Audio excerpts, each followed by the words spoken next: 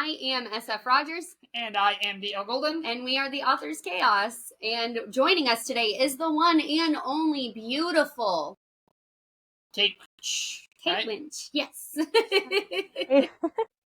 So, Kate, just to get started, people know who SF and I are. Tell us about yourself. Who are you? What do you write? Right now I'm aspiring author. I know a lot of people say take aspiring out because you're writing, you're an author, dang it. But I'm a baby author. I currently only have works in progress, nothing out published yet. Currently looking for alpha and sensitivity readers though. And I'm a full-time mom and music teacher when I'm not slaving away over the keyboard. A music teacher? That's awesome. It's always good to see another teacher, especially in the elementary side, writing. I think it's kind of weird. Do you feel like it ties your hands at all for what you're able to write? Or do you feel like it doesn't really affect anything what you write, your authorship stuff? Does it make a difference to your teaching at all? I know it makes a big difference, like with the amount of time I can devote to it, because like I teach, but I'm also choir director, musical director, yearbook coordinator. So I do like 5 people's jobs.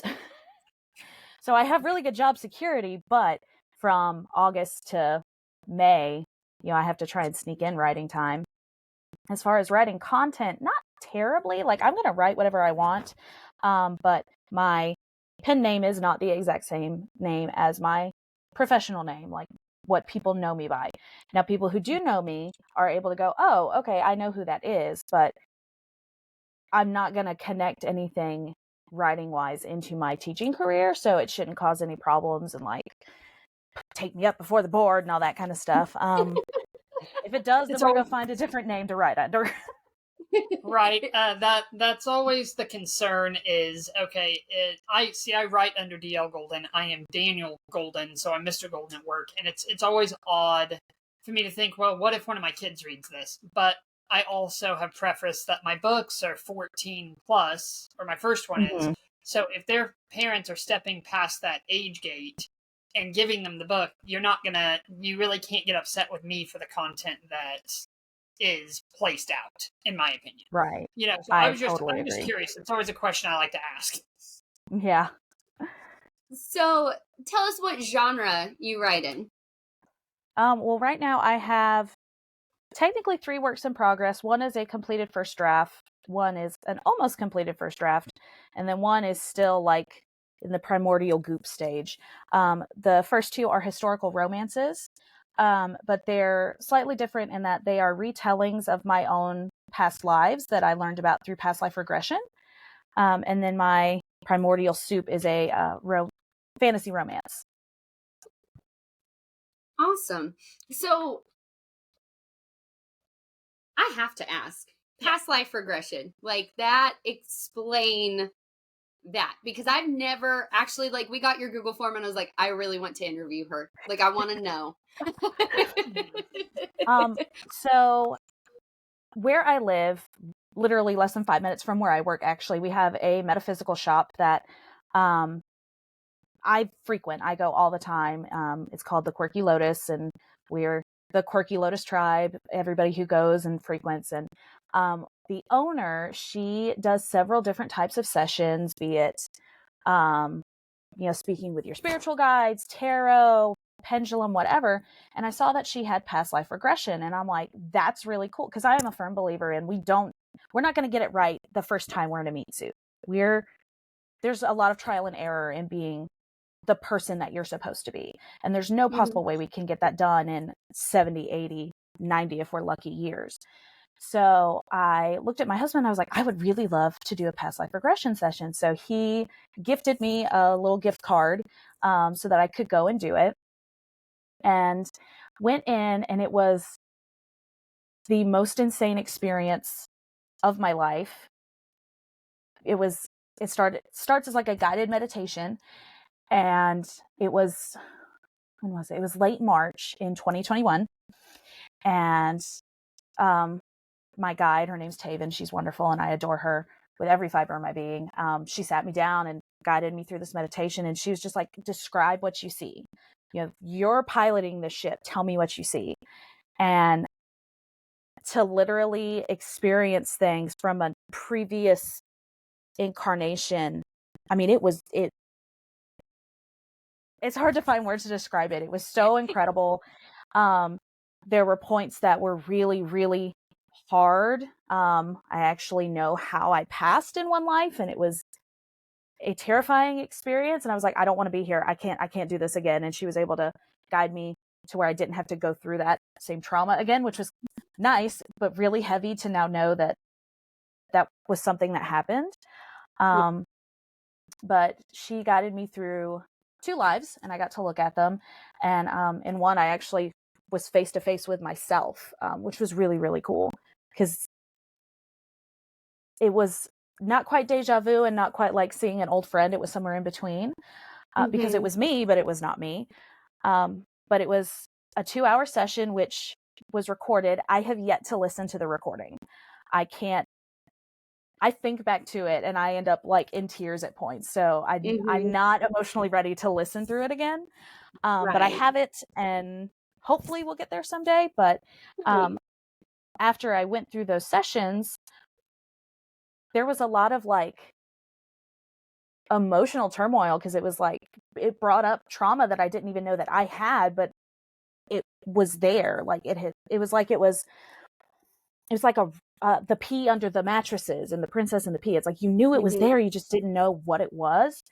And so to kind of help deal with it, I started writing them out. And then I got the idea of, what if I gave myself a better ending?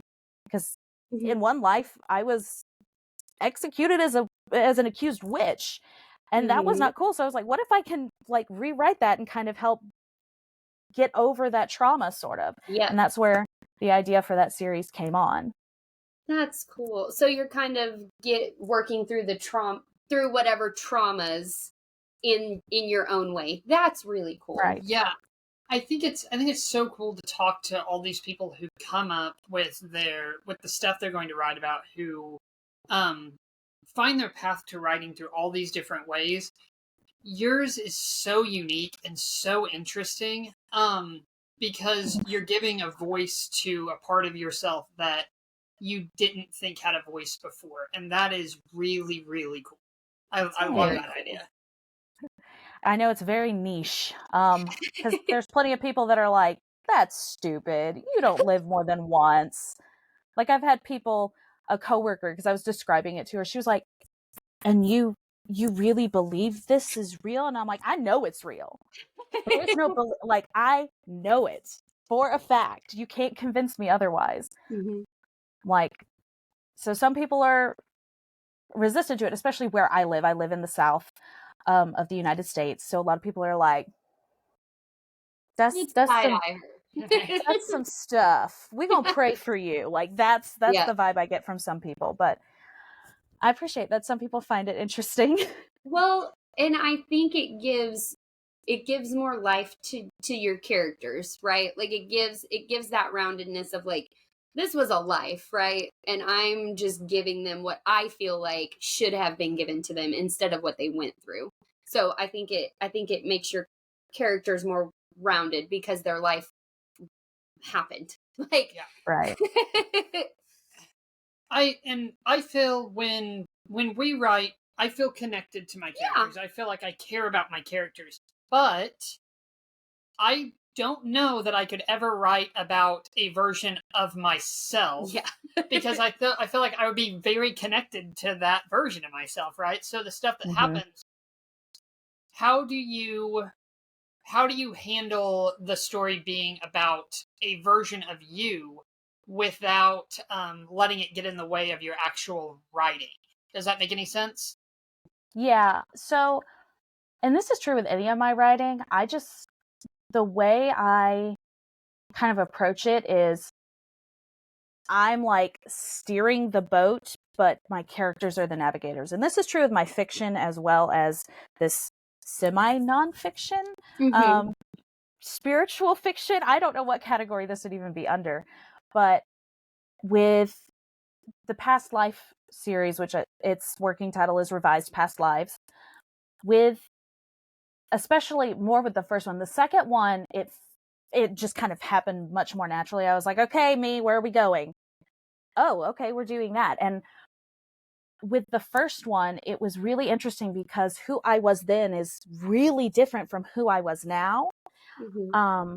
Not only because it was a different time period, but I mean, that me is a very different human being than this me. And it's Mm-hmm. almost as if I became this version of myself in response to who I was then. Because the first life we looked at, I was pretty quiet, very, I did what I was told. I kept my head down up until the point that I stepped out of line, and then I was done. And now, if you try and boss me around, I'm gonna push back. That's just the type of person I am now. So it's like letting that past self me say, okay, this is what happened, this is where we're going, this is what I would have wanted, and letting her drive is very different than if I was writing as if I was my current self. Mm-hmm. Because I'm not going to sit here and let a man tell me what to do. No offense, DL. You can ask my husband. You can't tell me what to do, especially if you're a man. I'm not going to listen, unless there's very significant reasoning for me to do so. You can't just boss me around because I'm a woman. But that's who I was in that past. So it's almost this weird experience of letting somebody else take the driver's seat and tell me, show me what's happening. It's very interesting because this me will be like, I would not have done that. And it's like, yeah, but you did. Like, you did. Just let it go and keep doing what I'm telling you to do, not what this dude's telling you to do. Yeah. Yeah. That's such a cool concept. Yeah. That's so different. I love everything about that. We're meeting so many cool people doing this. Like, we're meeting so many cool friends. Let's be real. Like, right. That's awesome. So how long have you been writing? Well, so just in general, probably 20-ish years. I can remember writing fan fiction-y type stories in middle school. Some friends of mine, we were very much into the anime Inuyasha, and we wrote some self-insert, very Mary Sue self-insert-y fan fiction. But I can remember I had a short story published, those little anthology books you can do in middle and high school. I had a short story that was published that everybody loved, and I'm like, I stole every name from an anime, so there's still some guilt on that one. But I wrote really mainly just for fun through high school, and in college I really got into fan fiction writing. I actually had a pretty decent fan fiction following, but then about halfway through college, my husband and I found out we were expecting our oldest, and there was a big push to get through with school, and then I became a mom, and then I became a wife, and it just kind of got put down for a while. And I started teaching, and as you know, teaching takes up a ton of your time, especially when you're young and starting out and you don't know what is a lesson plan, what is a curriculum. So there was stuff simmering up here, but I was like, oh, well, I don't have time for that. I've got too much that I have to handle of the grown-up responsibilities. And then 2020 happened, and it was in the midst of the shutdown that I started working on my fantasy romance. It's a fantasy retelling of the Nutcracker, or reimagining of the Nutcracker, I guess. And I really started thinking about it after I read A Court of Thorns and Roses.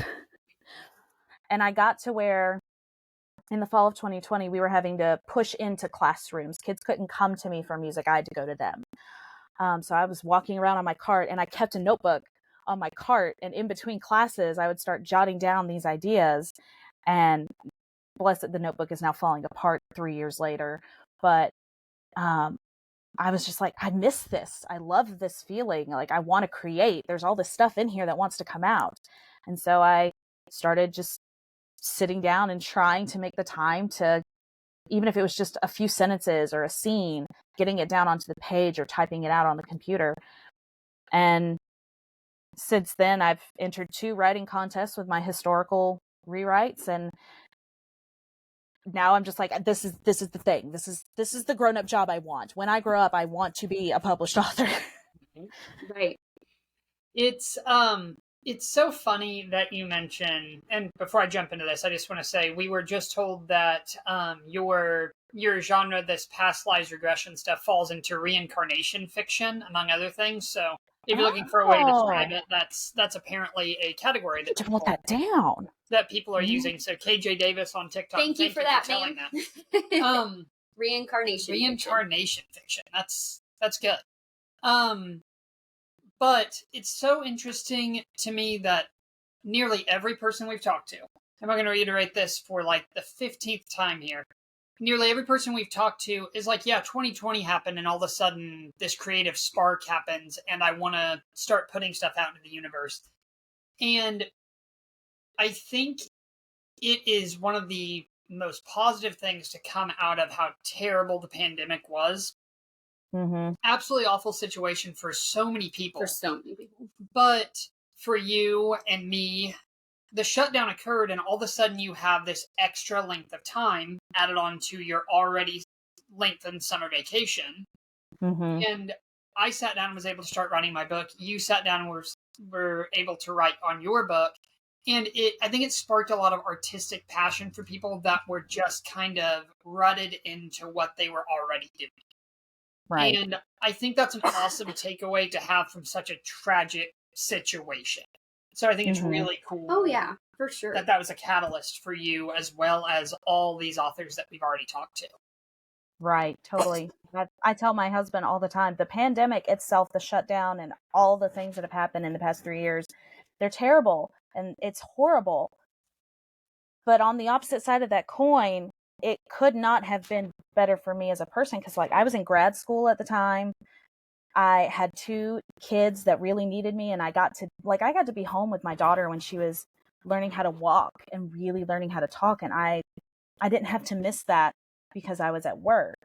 Would I have much rather have been at work and not have all of these horrible things happening? Yes, but it's kept me kind of sane to be able to look at the glimmers of good that happen in the midst of that crap storm that is still really brewing. We're still having a lot of problems, especially down south. There's still a lot of people affected by the shutdown and by COVID. And I'm sure you've even noticed in schools, like kids, some of these kids are just so different because of what happened. So it's crazy. I'm just glad that people were able to be given the time or be able to given that kick in the butt of life's short, you know? Mm-hmm. And we need to be, if you want to write something, if you have an idea and you want it to get out there and do it. It's possible to do. Mm-hmm. And getting it published is not impossible. It's not difficult. When you have it completely finished, the publishing is easy. Yep. I love hearing that because that is where I'm headed. And I'm like, oh my gosh, big, scary unknown. So knowing that the publishing part's the easier part. Yeah, well, we are here to be full well supported. So if you ever need advice on it, I've gone through it. Sarah is going to be going through it. Yeah. So. Yep. Sweet. It was one reason why we picked the podcast up in the first place was because we saw so many authors who didn't have someone that to like reach down from the top and like pull them up, right? And we definitely want to do that for people. Like, he has climbed to the precipice and he has published a book, and like I am currently in the middle of editing, so I can be like, hey, that primordial goop, it's eventually going to have pages and chapter titles, and it's going to have a hardcover, and it's going to be beautiful and put together. It does not look beautiful right now. I promise you, it's going to one day be very, very beautiful. Like, because I'm there, right? Like, I'm in the editing stages, and then Daniel can even look back and be like, hey, this big thing is scary to like post it and hope people buy it, but like, it's doable. You will survive it. It's not as bad as you think. Yeah. So we are definitely here to answer any questions that you have. Hold your breath and take the leap thing. I appreciate that so much. Because I feel like for a lot of people, that is something that really stops them, is they don't know how. And I mean, without really, TikTok was where I found all of my author friends and all the means of like advice, and just all the things came from the wonderful world of TikTok. I can't imagine being able to put these ideas out there without that hand to grab onto. Right. Exactly. Right. Completely agree. So when you're going to publish, I assume you're going to do self-publishing and not traditional?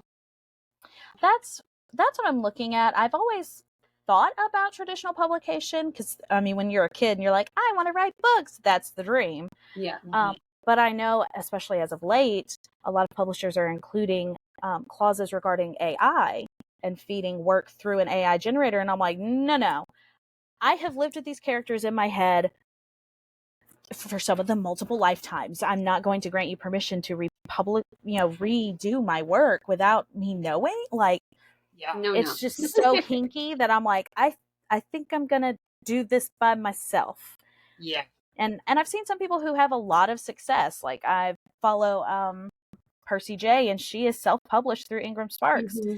And I have a copy of The Bride of Leicester. It's put away for Christmas because it's too close to Christmas time to buy stuff for yourself. That's our family rule.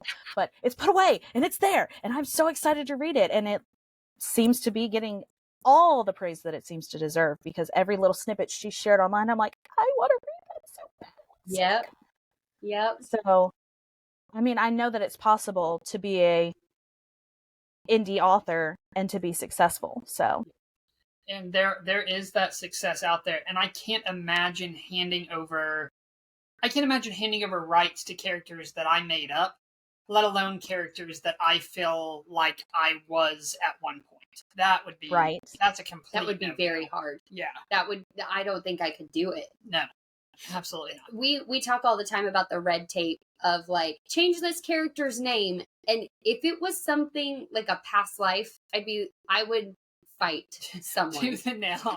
Yeah. Be like, nope, there will be blood tonight. It's not happening. Right. It's my knife. So you got another one lined up before we move on to the next question here? I don't think so. Okay, so can you give us some idea of what your current, like the one that's closest to publishing? Yeah. What's it about? So it is one of my revised past lives. My main character's name is Kat, and she lives in Colonial, South Carolina. It's just her and her dad. They're very, very poor, and out of nowhere, a neighbor becomes very, very ill. The husband of the family, he can't provide. So her dad is like, we need money. I'm basically just going to get money from them, and you're going to go help them. And she's like, you're selling me. That's what that is, Dad. So she ends up going to be a live-in helping hand for these neighbors. And their nephew, who is a blacksmith, which was the father's profession, he comes up from Charleston. Everybody knows Charleston was one of the biggest ports in colonial times. And they fell in love. Sorry, it gives me the warm and fuzzies because it was like, that was me. And I love, the love that these people had for each other. It's just beautiful. But they end up marrying and going to Charleston. And while in Charleston, that's where some big trouble happens with a very rich and prominent family. And there's an accusation of witchcraft. And the ball rolls very, very quickly from there on. Mm-hmm. And there's this aspect of Kat's mother who has been gone since she was very small. She never knew what happened to her. She starts hearing her and she's like, why am I hearing my mom? And you find out why later on. Mm-hmm. And you find out that there's a theme of witchcraft accusations in the family. The ending is much more pleasant than what actually happened. They do get a little bit of a happily ever after, and they actually make a little cameo appearance in my second past life book, which is not quite finished yet. So it's not done yet. When can we expect to get this book into our hands? That is a very good question. With Kat's story, I'm currently in the market looking for alpha and sensitivity readers, because with there being an aspect of essentially forced servitude, I want to make sure I'm doing justice to that as best as I can and make sure nobody's going like, wait a minute, that's That doesn't sound kosher or whatnot. So I would love to say in the next year, but with going back to work, literally, like I started work last week. The students come back tomorrow. It might be a little longer, but I don't know. Hopefully pretty soon. Yeah. Well, you've got to keep us updated. We will get you put on our TBR on Goodreads as soon as it's available. Oh, for sure. So Thank you.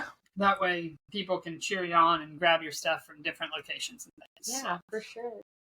So what is a piece of advice that you would stand by, or that is your favorite piece of advice? Something you'd give to someone who's a baby author just getting started? I can't remember where I heard this or who told this to me, but when you're stuck, like all the big stuff in your story is just not happening and your characters are just not getting you where you need to go, write fluffy stuff. Give me a slice of life little short story, write a beach episode, write a holiday episode. Those are like my favorite things to read, but it also gives the chance for you to get to know your characters in a more low stakes situation. Like say you're about to go into the big battle against the dragon or whatever, and your character, you don't know what they're going to do. Well, let's give them a smaller thing like, oh, we're at the beach and it storms. How are we going to handle that? And being able to delve out those characters in a more tangible, like it feels more real way, I feel like informs that more grandiose, fantastical way of how are they going to slay the dragon or whatnot. That is really good advice. That's not advice that we've gotten very much. Very original advice. So thank you so much for that, because I know that there were times where I'd message our group chat and I'd be like, y'all, I am so stuck. I know where they have to go, but I have no idea where they're at the moment. So yeah, thank you for that. Yeah, I really enjoy that advice because it gives you a nice step back from the overall story sometimes to actually breathe, and I think that's really, really nice. See, I know a lot of authors, there's some people who really hate fluffy stuff. Like the thing that immediately comes to mind is the Court of Thorns and Roses series, A Court of Frost and Starlight. It is the Christmas and birthday episode. I love it. It is my favorite in the whole series because I love fluff, because it feels so real, because they're in situations like, what am I going to get the love of my life for her birthday? Like everybody has been there. Not everybody has headed into the bad guy's lair. Right. So I enjoy fluff. I know there's a lot of people that hate it, but I feel like you need it because it's real. Yeah. I can agree with you on that. It brings me back to the episodes of Avatar: The Last Airbender where they're just kind of playing. Because those are my favorite episodes, because you get to hash out like character mentalities and who is the yellow that's wanting to just have fun, and who is the red who's like, we need to go. Exactly. Like so like while those episodes feel out of place sometimes, like they're also very necessary. Like you get the growth of why someone is the way that they are. Right. So yeah. Who doesn't love a good beach episode? Like who doesn't love that? Well, you have the step back in shows like of Naruto fighting gods, and then he's chasing a ninja ostrich and some, and it's like, okay, these are different things. And I love the fact that y'all are referencing things that I love. It's like, I have found my people. Yes, girl. Well, to tie us all off here, where can people find you across social media? So I have a TikTok, an Instagram, and a Facebook. They are all Kate Winch Author. I am mostly on TikTok because it's kind of an addiction. Might need an intervention at some point, but TikTok's where I'm most frequent, and I post I've posted snippets from different stories. I've used some of the fun audios because some of them it's like, that's that character. Yep. I just did one recently with some generated art of characters from my Nutcracker retelling, and it's like, oh my god, that's the boys. That audio is the boys, hands down. So there's a lot of goofiness on there, and I share a little bit on Insta, not as much as I should on Facebook, but does anybody really use Facebook that much anymore? Except Nope. to watch their much older relatives not know how to use it. That's amazing. No offense to anybody who does not know how to navigate Facebook. Sarah is that much older relative, so good job. I'm gonna put you in the right here on live. So, this has been the Author's Chaos. Kate Winch, it has been amazing to talk to you. I am D.L. Golden. My book Origins is available on Amazon for anyone looking for it. I'm SF Rogers. I'm Daniel's much older sister. And my book, Knock 'em out. Execration of Autumn, will be released soon, hopefully. I'm editing. It's going to come along great. Much older by 3 years. So, it's fine. We appreciate you coming on, Yes. Kate. And we will get links and everything from you sent to the email so we can get it put in the description of the podcast. Yes. Yep. Awesome. Thank y'all for taking the time to talk with me today. Thank you.